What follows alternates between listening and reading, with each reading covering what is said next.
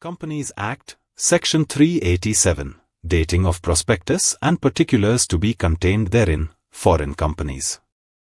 Section 387 of the Companies Act, 2013, lays down the requirements for the issuance, circulation, and distribution of prospectuses in India by or on behalf of companies incorporated or to be incorporated outside India.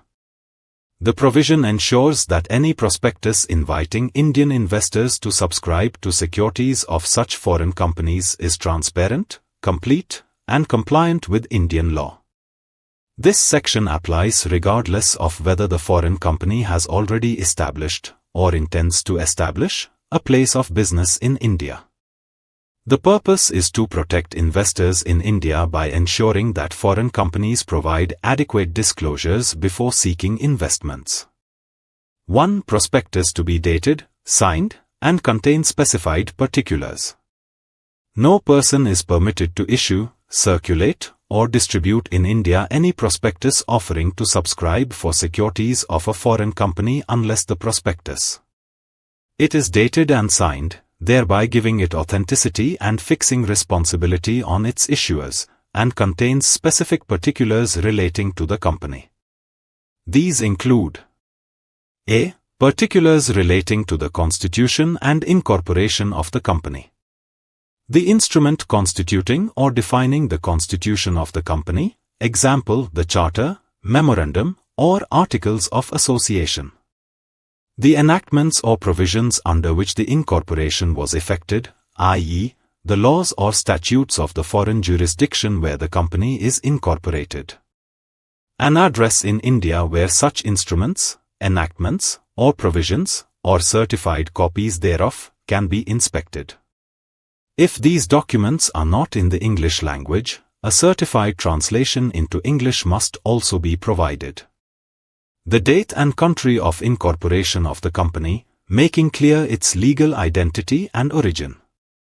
Whether the company has established a place of business in India, and if yes, the address of its principal office in India.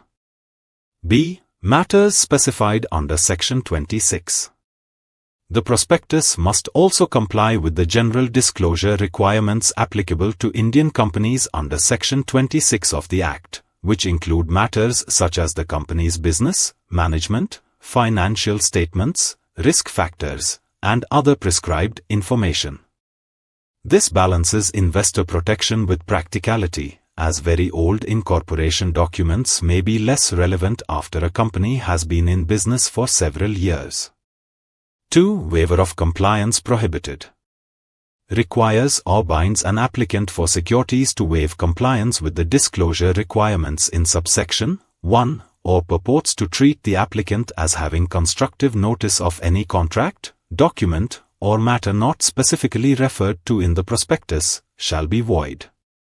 This ensures that investors are fully informed through the prospectus itself and are not deprived of their rights by hidden terms, disclaimers, or vague references to external documents.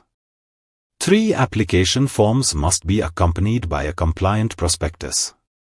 No person is permitted to issue in India any form of application for securities of a foreign company, whether incorporated or yet to be incorporated, unless the form is issued along with a prospectus that complies with the requirements of this chapter, and the issue of the form does not contravene the provisions of Section 388, which deals with expert consent and restrictions on prospectus contents.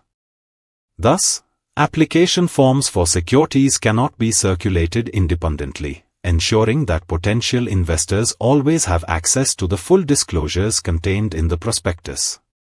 4. Exceptions to the applicability of this section. A. To the issue of a prospectus or application form relating to securities of a company issued exclusively to its existing members or debenture holders. This remains true whether or not the applicants for securities have the right to renounce their entitlement in favor of other persons.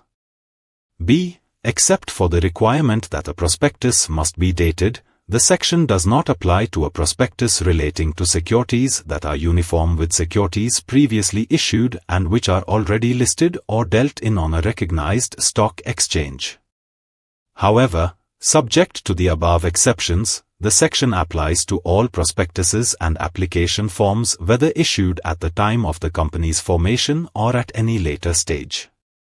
5. Liability not limited. Nothing in this section shall limit or reduce any liability that a person may incur under any other law in force in India, or under any other provisions of the Companies Act, 2013, apart from this section. This subsection ensures that issuers, directors, promoters, and other responsible persons remain fully liable for misstatements, fraud, or non-compliance in relation to the issue of securities, even beyond the obligations of Section 387. For more details, contact us.